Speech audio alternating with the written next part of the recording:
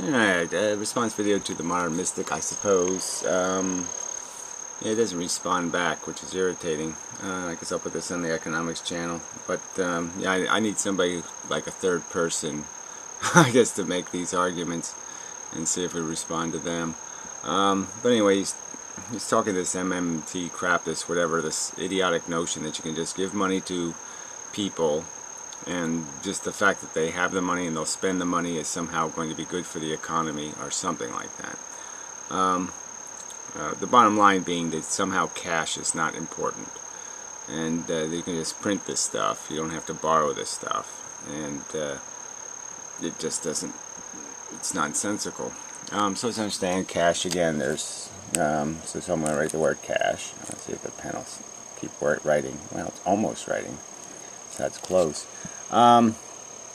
So there's 1.2 trillion, and the idea would have been, this has created tremendous inflation. So let's say in 1970, maybe there was, let's just make up a number, 300 billion. Alright, so now there's 1.2 trillion, and you can sort of see a correlation in inflation. There's been, like since 1980, there's been like some 500% inflation in the general economy. Some things more, some things less, but it's around this number of 500%. And that number can be seen in this amount of cash in circulation. So understand, this is cash in circulation, so we'll call it CIC. And that's the important word. It's in circulation. It's been released to the economy. It's on the market, so to speak. So like if I found a whole bunch of gold and I just kept it in a vault somewhere in my basement and nobody knew about it, it wouldn't mean anything. Gold would still be the same price it is, blah blah blah blah blah. But as soon as I let it be known I have the gold, and I put it on the market, I sell it to somebody, well, then we know it's going to drive the price down. So as soon as I try to sell it, it's going to drive prices down. And the same thing with cash. I mean, if you have cash in a vault, okay, it doesn't matter. But as soon as it's released, it matters, because now the value of cash will go down. And the trick is over time, the real problem has been, we don't have a precise record of exactly when they added this little extra bit of printed money. So, there's this term called printing the money. And there's a big difference between actually printing it, where you print actual bills and you actually give them into a bank and they actually go out of the bank, and printing it and you put it in a vault. So again, you've got to understand these two things. And so what the government's done now is it has these reserve accounts for the banks, and traditionally these reserve accounts had $30–40 billion in them, and now they have $4 trillion in them. And so it's really just vault cash, though. It hasn't been put into circulation yet. So it hasn't been turned into a real commodity. And this is the thing to understand. Cash is a commodity, okay? And its price will be dictated by how much there is. And so, all this jive about what creates inflation, printing cash creates inflation. If you don't print it and put it into circulation, you won't have inflation. And I think that's the truth of it. So if we had a real good record of exactly when, 1981 or 1985, they added another certain $1 billion to the actual printed money. So that's the thing to understand. Money that was actually taken from Federal Reserve accounts and actually put into circulation, that is given to the banks. The banks took the money. And that's the key numbers. Those are the key points. And then you also need to understand, let's say if I was sneaky, and let's say I found a bunch of gold, I had it in a vault, and I only sold it, I only dribbled it out, little bits at a time. Well, it would take a while before the gold market would realize, hey, there's a whole bunch of extra gold on the market. It'd take them a little time to figure that out. And that's the problem with inflation. So when you print this money, it might take 3 or 4 years before the impact of that extra money in the economy, that extra amount of cash, that extra commodity, is realized. And you obviously have periods where certain commodities are worth more than other commodities based on what people think is going to happen to that commodity in the future. But the thing that's made cash relatively durable, U.S. cash, is the fact that it isn't anything good about cash. It's more of a statement about how bad all the other currencies are. So you have to understand things in a relative position. But obviously relative to food, oil, gold, all the other commodities, cash has done terribly. So cash has been a huge failure compared to commodities, which means that's why other commodities, like real commodities, and that's why there's been inflation. It's just not that complicated. So the mystics' theory that somehow, let's go back to this reserve thing. So here's the Federal Reserve, and the Treasury is connected right to it, so it prints whatever the Fed puts into these reserve accounts, and then, so it has accounts for all the banks. And let's understand what happens again is when the banks transact what they're transacting. Well, let's okay. So there's banks and bank. We'll call this bank 2 and bank 1. Anyway, let's understand that cash, what cash is. Cash is a claim on stuff the government has. And so it's pretty reliable that the government has $1.2 trillion worth of assets. Now, bonds the government issues, okay, bonds are a claim on cash. Alright? So bonds aren't really money. They're just a claim on cash. And so everything's a claim on something. And ultimately, like I said, as long as you don't print a bunch of this cash stuff, it's only going to be 1.2 trillion. And if somebody needs to pay something in cash, then they have to sell something to get the cash and then give the person the cash. That's the way you have to get the cash. You can't give them something else. You have to give them the cash ultimately. But so just understand, bond is just a claim on cash. It isn't money in and of itself. Okay, it's a claim on money. It's borrowed. Okay, and then the banker digits, it's the same thing. These aren't real money digits. They're a claim on the whatever the resources are of the bank. And the bank is essentially saying that it's good as cash. It's as good as money because I will have assets I can sell to give you cash. I will sell something, get cash, and give you cash for a bank digit. And essentially that happens every day at the Fed. So the banks do their transactions, the digits go back and forth, and remember these digits are really just checks. Okay, so these are just banker checks. This bank writes a check to somebody, that person cashes it at another bank. Now this bank has a check with this bank's name on it, and what happens is every day the Fed realizes those checks into cash. It converts them into real cash, and it makes in this Federal Reserve cash account, it makes the appropriate, say if after you do all the transactions, you know, bank 2 is up $2 and bank 1 is down $2. Well, then the money's just switched from bank A to bank B's reserve account, and these are cash deposits in this reserve account traditionally. And just so understand, the Federal Reserve traditionally, it was the bankers' money that was in the Federal Reserve accounts. It was money the banks had to keep in the Federal Reserve just for the purpose of these transactions.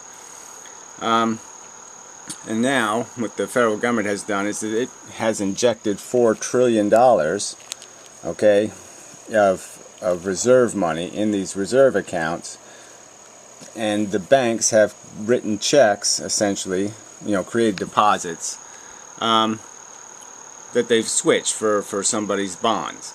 So essentially they've given somebody a deposit account and taken a bond that they own. And everything will be okay as long as that deposit account isn't spent. So if the person who had that deposit account decides to spend the money, or they need the money because the economy goes bad, the bank has it as a huge liability because it's never gotten real money for it. It never created that deposit account honestly. It just dishonestly created it by claiming to own something with money it printed. So it's essentially, these are digits the bank printed based on the fact that the Fed put money in these reserve accounts. So they've been sort of promised the money but they can't realize the money, because we know if they realize the money, if they take the money out of the Federal Reserve account, if this money, this $4 trillion gets taken back by the banks to pay that deposit account they created to create the treasury they bought, that increases this $1.2 trillion number to, I mean, theoretically there's $4 trillion in here, so it could go to $5.2 trillion. I guess you could understand that if I quadruple the amount of gold in the world tomorrow, the price of gold's going to go down quite a bit. So that's the basic mechanism. There's no, you can't create value here. You have to have value. And again, understand that when banks lend money, generally speaking, they like to have some sort of collateral.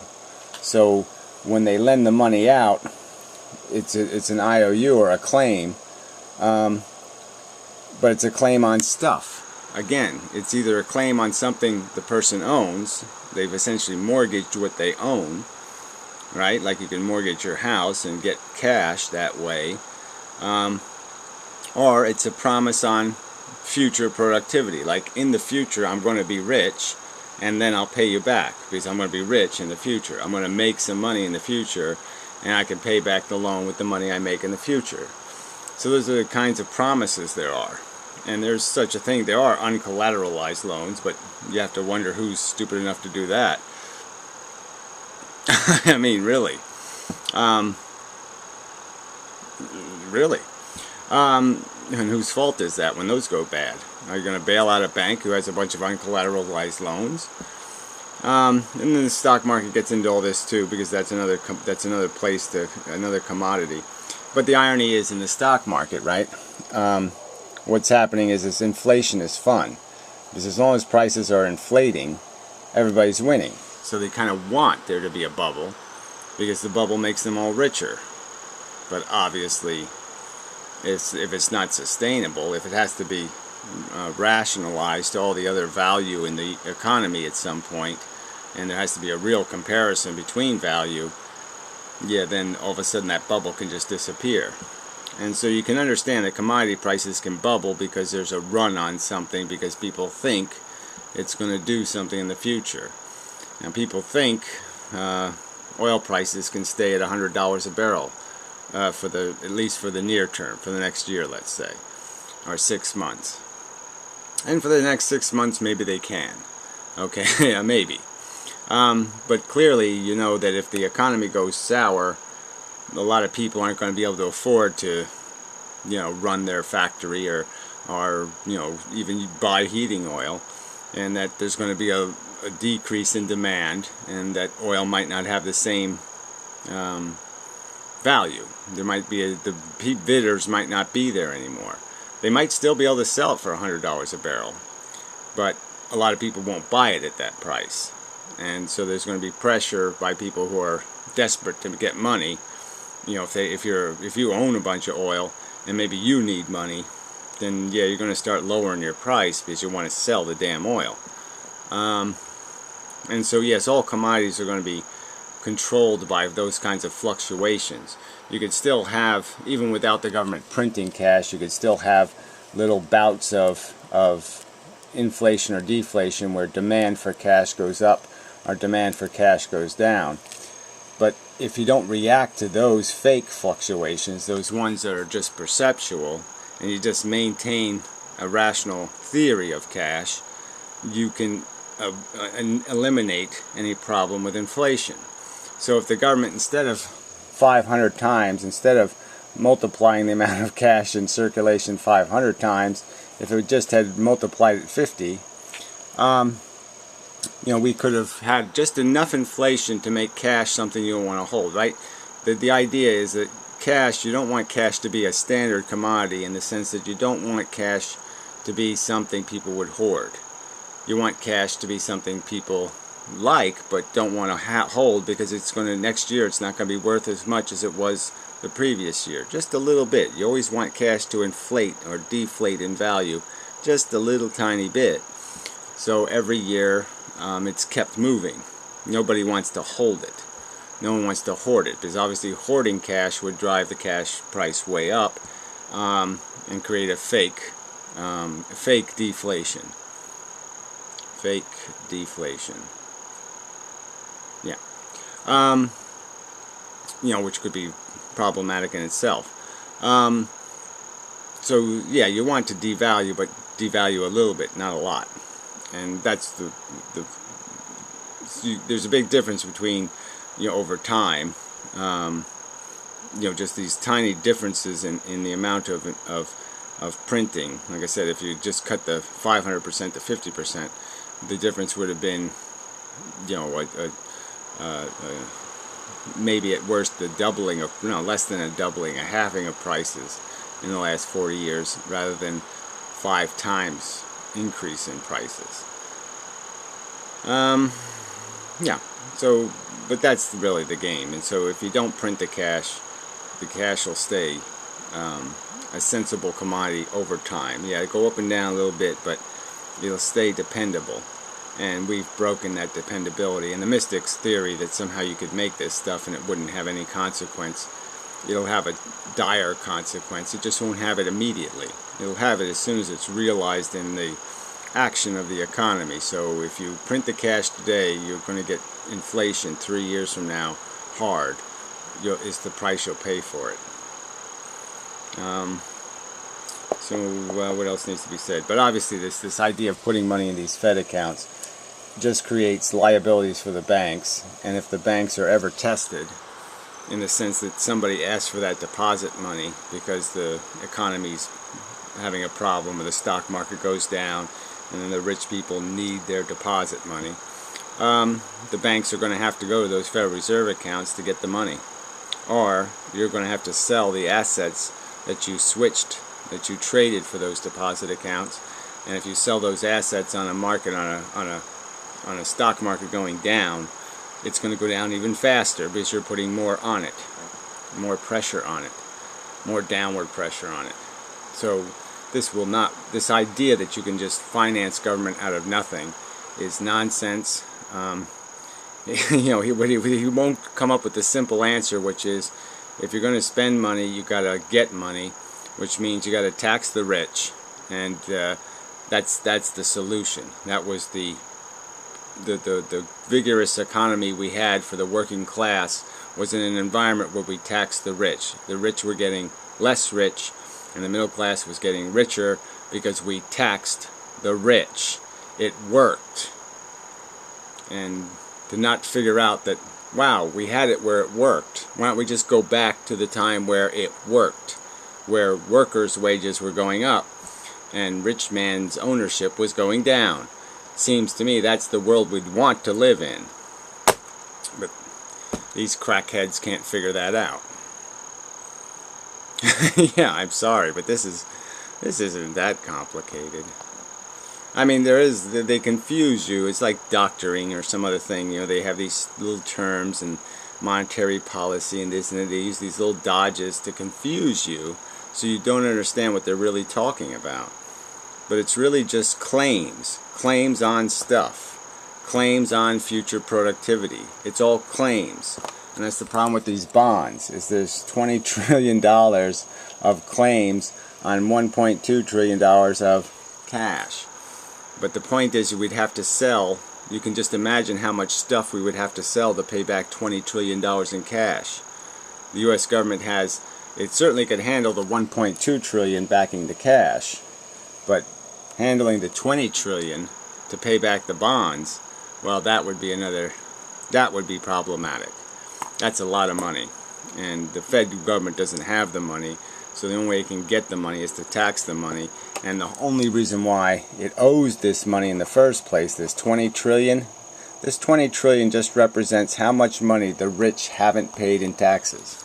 They haven't paid $20 trillion in taxes over the last 40 years. And that's what all that represents, or the substance of it. In 1970, we had less than $1 trillion worth of national debt. I think it was about $1 trillion. Yeah. It's all since then. Anyway, enough of a video. But this is he's been doing this for years now, and for him to do all this study and all this work, and to come up with this product, which is, no, don't tax and spend, just spend and spend. Yeah, spend and spend. That'll do it. No, it won't do it. Spend the spending into spending. That's his theory. No. Won't happen. Won't work.